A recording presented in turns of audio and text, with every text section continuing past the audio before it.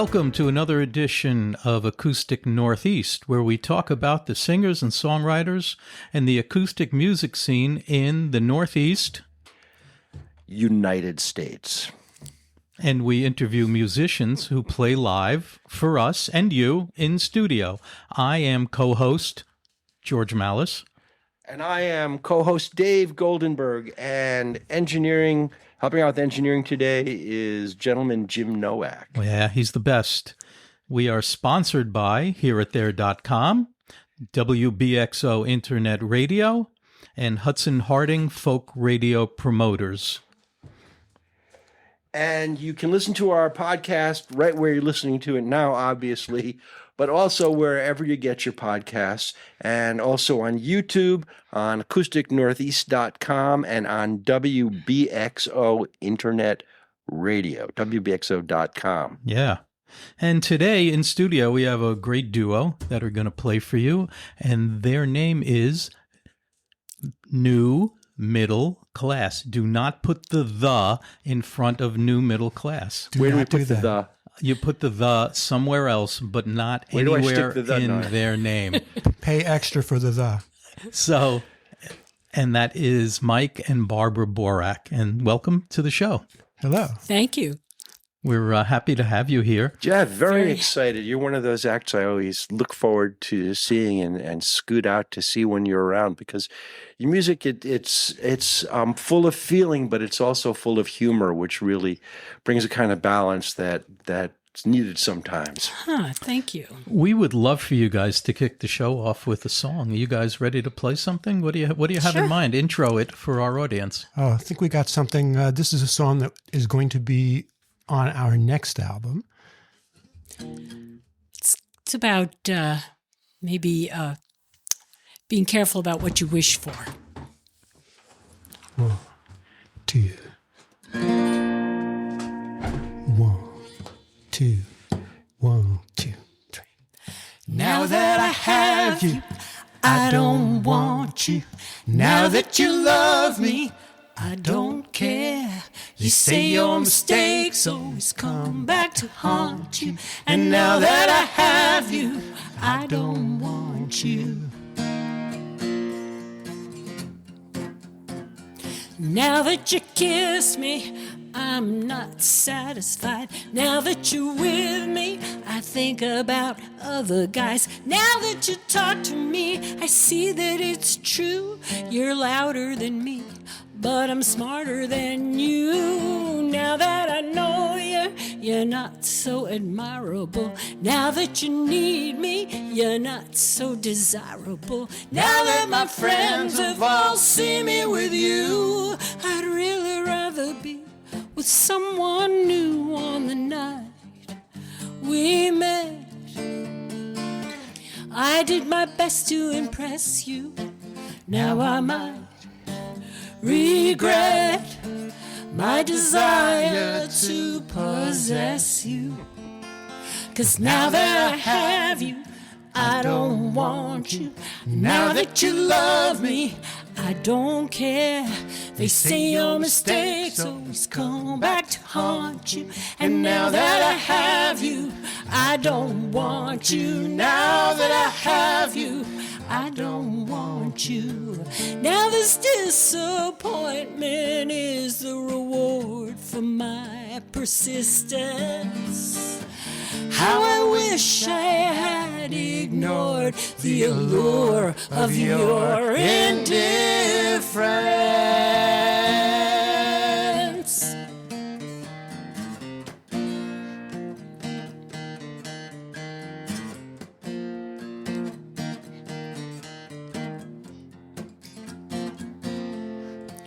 You were just my type, muscular and unshaven. You were cool at first, but eventually you gave in. And now that I have you, I don't want you.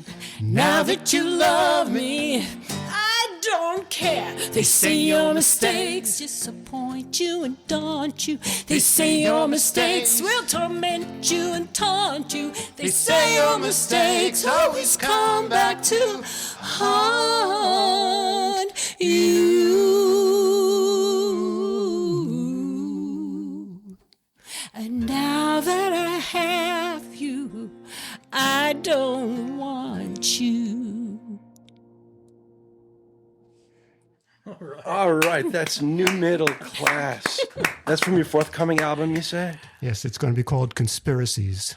Ah, well, there's one for you. So, yeah, you seem to have your finger on the pulse of like the human condition, and you guys come at it with such great writing and such great lyrics. But before we like dive into that, I have always wondered about the name for your group, and all I could find on the internet was a paper from 1909 by a guy named Panekuk, I think it is, who wrote about the rise of the new middle class as an alternative to the petty bourgeoisie.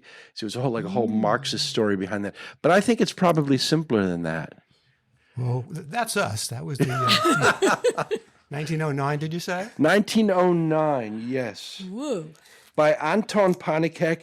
You can find it in Industrial Socialist Review, Volume 10, Number 4. Dave, was that your senior year? Well, I'm glad this is such an educational program. For us, it was a lot simpler than digging into that kind of research.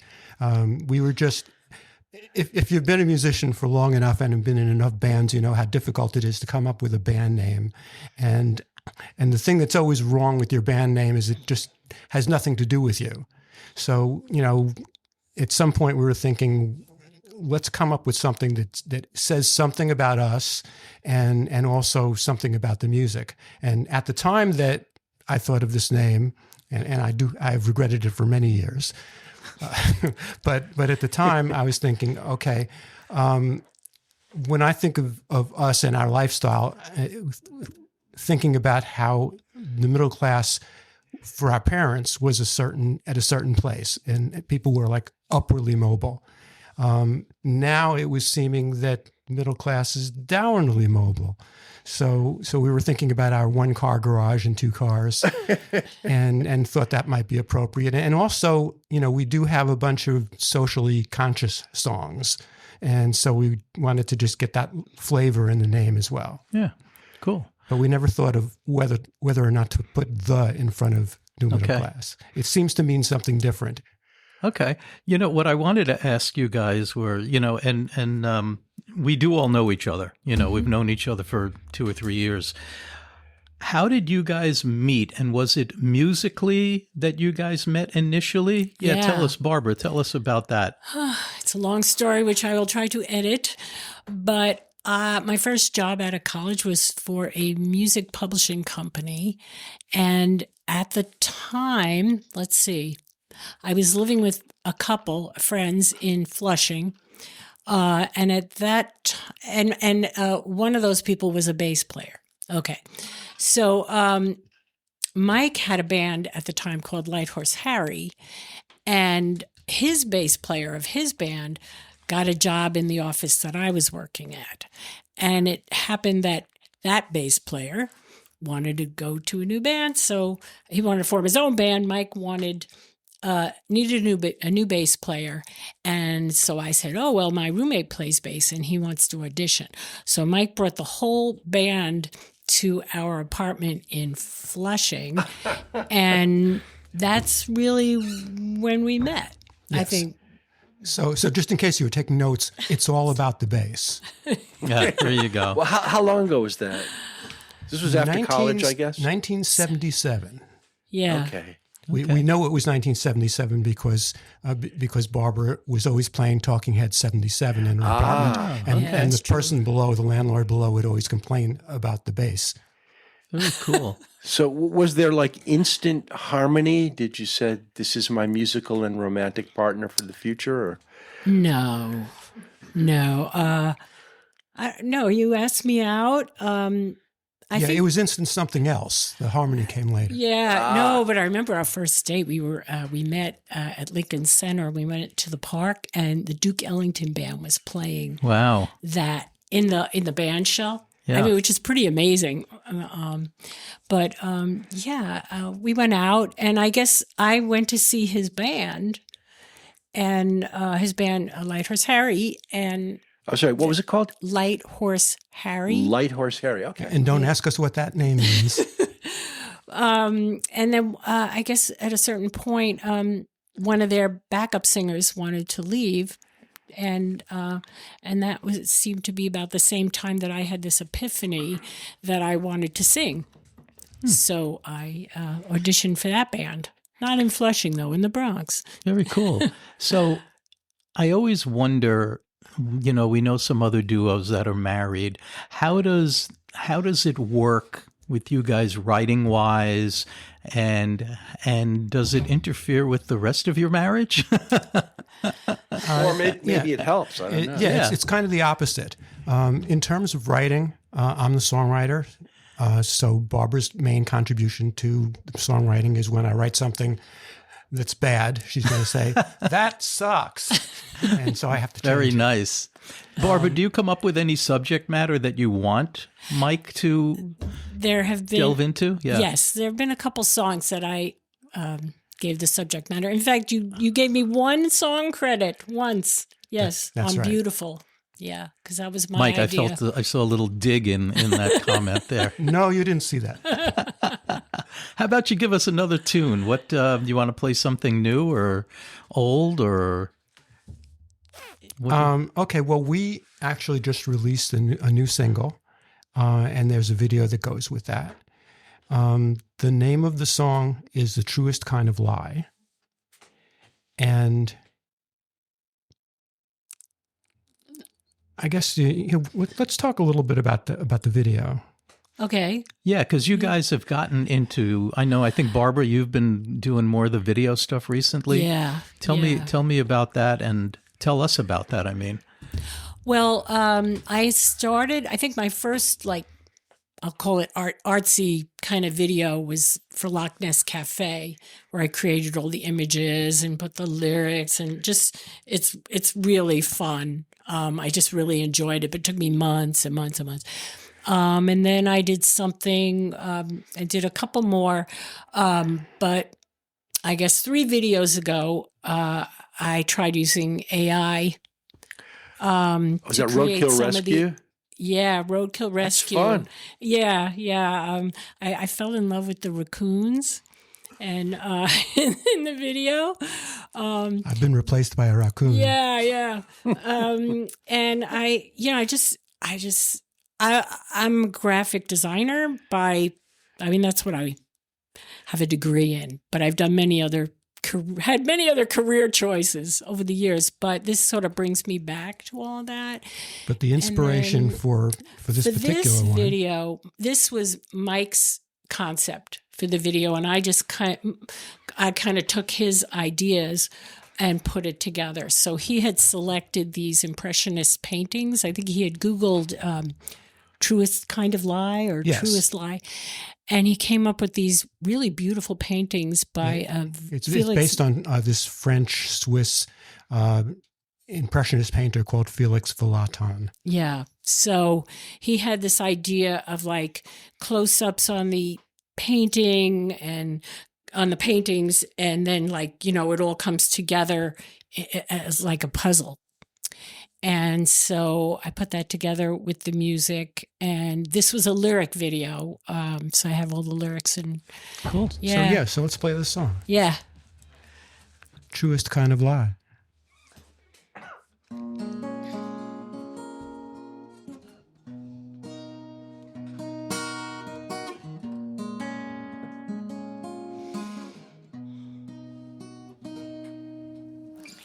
I know that you did nothing to deserve this, and love me was the mistake that you made. You thought that I was everything you wanted, and now now you feel so betrayed. I only had the best of intentions. I hope you don't believe that I'm insincere. I only wanted to express the emotions I thought that you wanted to hear. And I'll always love you, and I'll never leave you. Baby, don't cry, 'cause it's the truest kind of lie.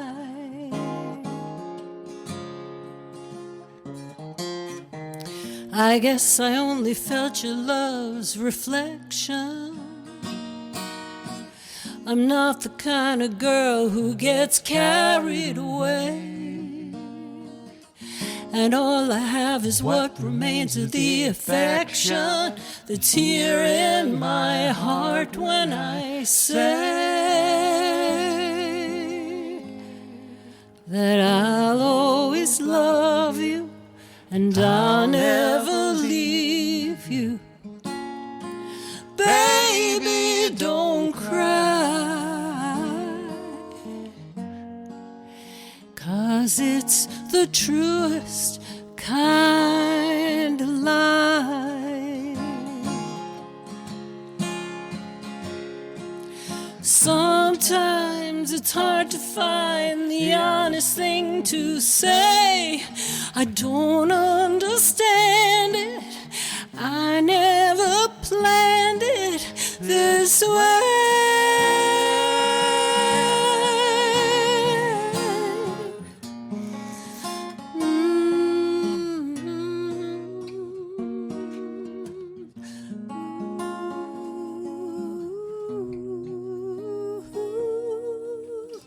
Or maybe I'm afraid of being too revealing. Maybe my behavior is hard to defend. But if you find you lack the tender feeling, is it so cruel to pretend? And you'll always love me, say you'll forgive me. Baby, don't cry. Tell me the truest kind of lie.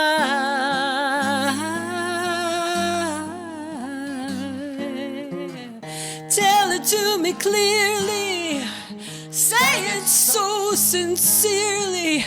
Baby, baby, don't cry. Tell me the truest kind of lie.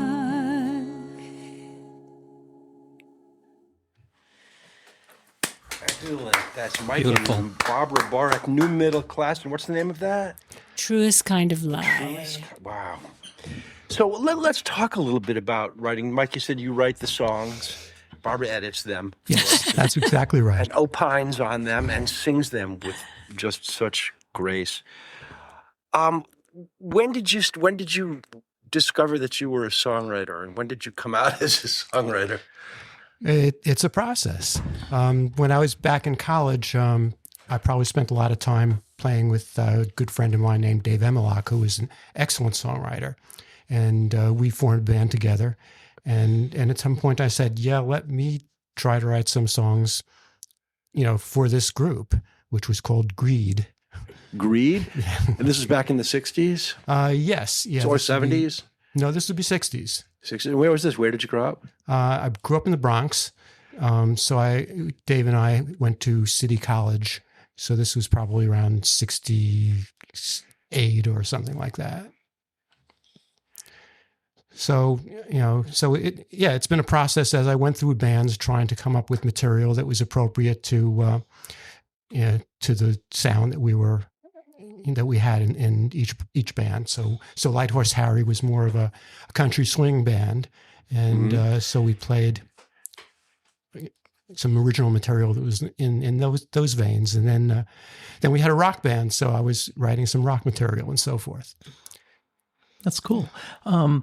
So you now, when you write, you don't have just yourself in mind as a songwriter, that you're alone going to be singing these songs. So do you approach your writing now with Barbara in mind, that you're going to basically be doing duets most of the time, or just switching off in verses, or how do you look at it? Well, okay, so when we perform together, even if one or the other of us is doing the lead vocal, there's probably a major role for harmony on that. So I don't really think of it so much as my song, her song in that sense. But in terms of lead vocals, yeah, I do try to write with a particular singer in mind. Usually it turns out that if the song is really nasty and negative, I will sing it. And I think sometimes when he's writing a song for me, he makes it really hard vocally. Yes, hard to sing songs. If I can't sing it, she's a singer. Have you ever said, I'm not going to sing that? I know you have a couple of risque songs. Oh, we do.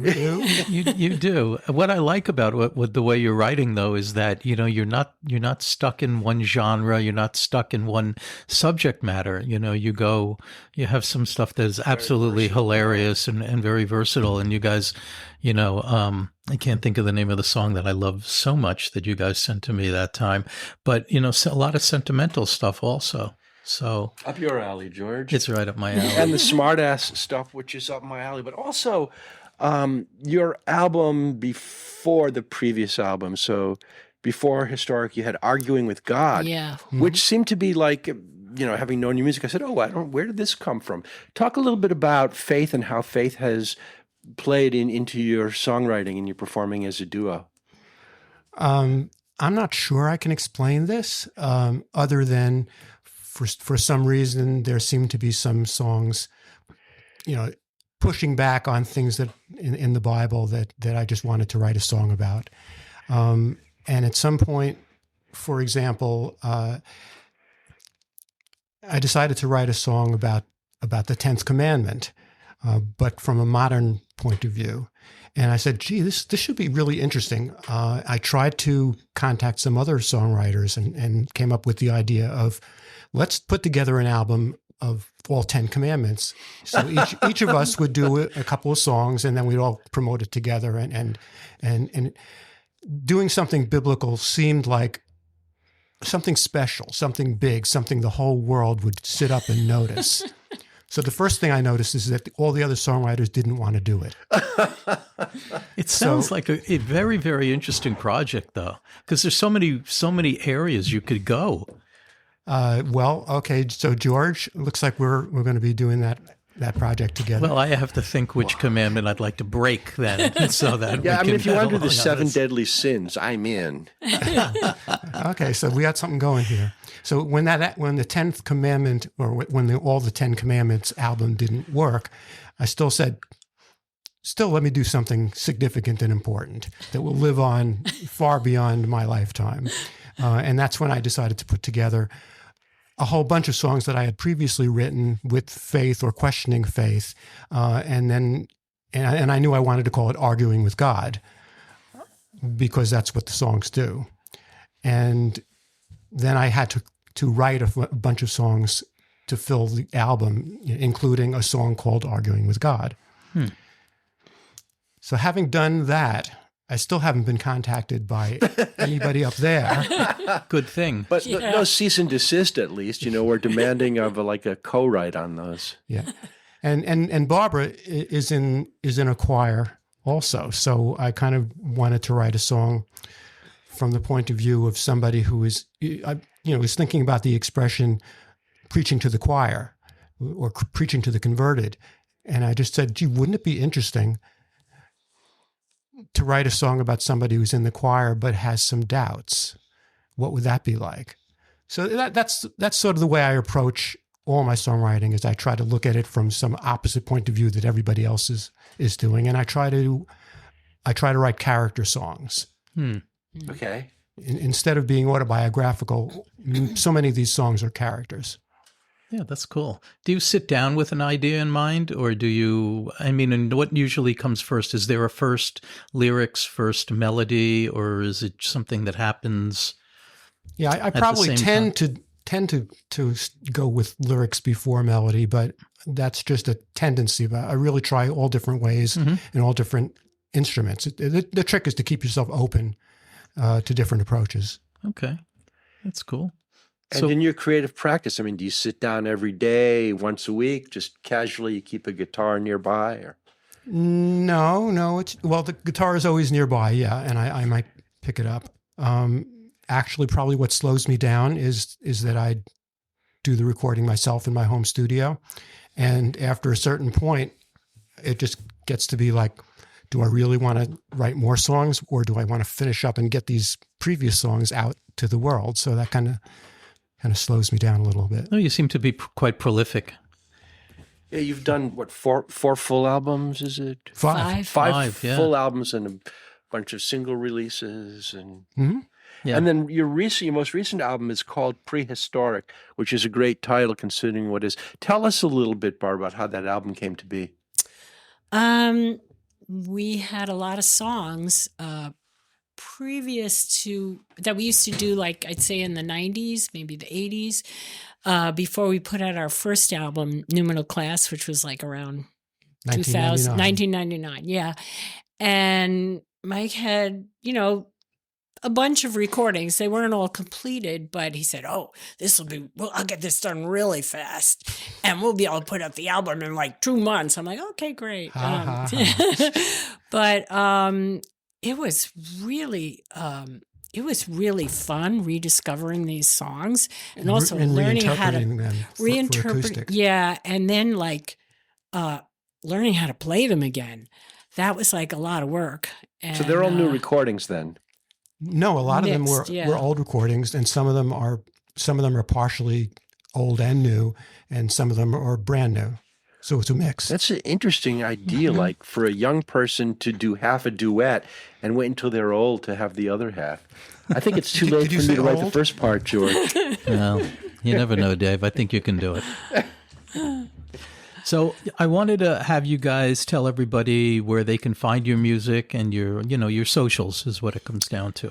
newmiddleclass.com is our website, and there are links to all of our videos on that, which are also on YouTube, and we're on Spotify and what are all the Apple, all the other things.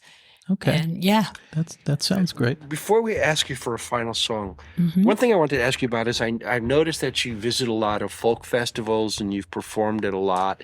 And, we're very interested here, not just in the clubs and in the recordings, but in the whole scene. What is it that you like about the folk festival scene, and why should people who haven't visited, say, Falcon Ridge or any of the others, why should they check them out?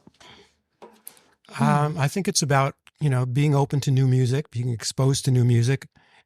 Live music is just great. So it's just no substitute for recorded music. And it's a community. Community. You go to see concerts or performances, and then afterwards there are fires or campfires or whatever, and everybody sits around and shares their music. So that is a great experience. Yeah. Fantastic. So, you guys, would you like to close us out with one? And again, you're listening to this podcast. It's called Acoustic Northeast. And our guests that you've been listening to is New Middle Class, Mike and Barbara Borok. I should also mention that we've been concentrating on recording the next album. But we do have a couple of shows that are booked, if that's okay to mention. Of course. We're going to be at the Edenville General Store in Warwick, New York on October 18th. And we got a couple of things through the Music for Humanity organization. There's one on December 11th at the Common Good in Ellenville, New York. And I was a judge in the Music for Humanity songwriting contest this year. And you're a previous winner, and I'm correct? a previous first prize winner. That's right. And on December 19th, there's going to be a judges concert, so I get to play with the other two judges, and that should be a fun show as well. Very Nice. cool. And our good Dave and I are part of what we call ourselves, a troupe, the Four Horsemen Songwriters, and one of our buddies, David Ray, got a honorable mention in there or something. Yes, he did. He did, yeah. So anyway, All right, new middle class, Mike and Barbara Borok, take us out with the song. Okay, here's another character song. I have to say that so everybody doesn't think this is me. This one is a kind of a deep cut off of our second album. The album's called What's That Thing?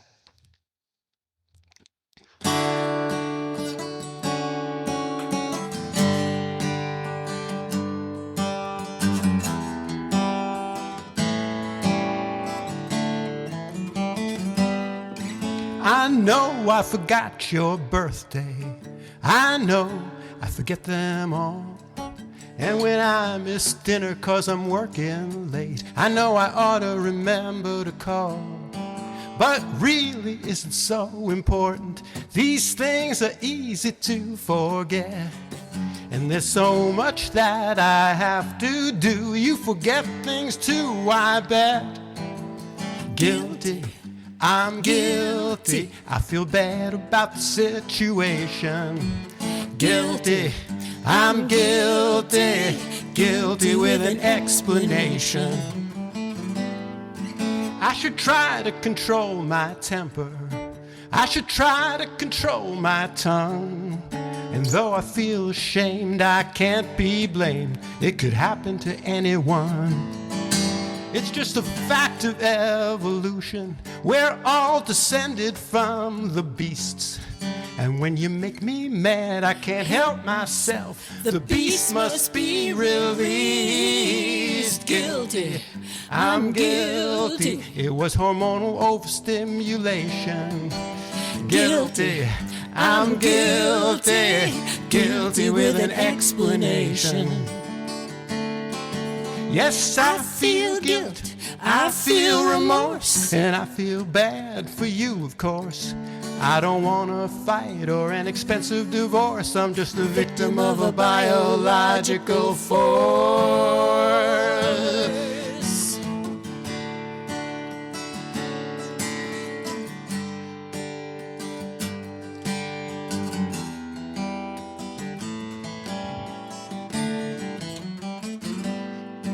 I know I should have been faithful, but I cheated and I got caught. You got the right to be mad, I guess, but it was really not my fault. It was a momentary lapse of judgment, an irresistible fascination. You see, God created beauty, and the devil turned it into temptation. Guilty. I'm guilty. I had the means and the motivation. Guilty. I'm guilty. Guilty with an explanation. Guilty. I'm guilty. There was a positive identification. Positive identification. Guilty. I plead guilty. Guilty with an explanation. Guilty with an X. Guilty with an X. Guilty with an explanation.